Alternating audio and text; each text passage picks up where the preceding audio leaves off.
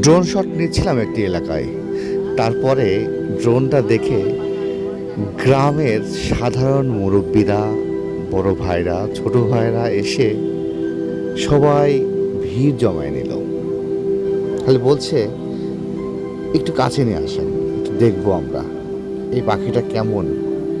কাছে নিয়ে আসলাম। তারপরে এই ড্রোনের বাতাস খেয়ে তারা এতটাই প্রশান্তি অনুভব করছে, খালি বলছে, ভাই আর একটু বাতাস খাওয়ান। আসলে গ্রামের সহজ সরল মানুষ এরা, যাদের মধ্যে কোনো অহংকার নেই, কোনো বিদ্বেষ নেই, কোনো দ্বন্দ্ব নেই, সাধারণ কৃষক, তাদের সাথে থাকতে পেরে নিজেকে সৌভাগ্যবান মনে করছি। খুব ভালো লাগলো। তারা ড্রোনটা নিজ চোখে দেখছে এবং অনেক প্রশ্ন ছিল, তারা প্রশ্ন করছিল। আমি একে একে সবার প্রশ্নের উত্তর দিচ্ছিলাম, আর ওনারা বাতাস খাওয়ার জন্য প্রস্তুত। খুবই ভালো লাগছে। আসলে এগুলো সাধারণ মানুষ, সহজ সরল মানুষ, গ্রামের মানুষ।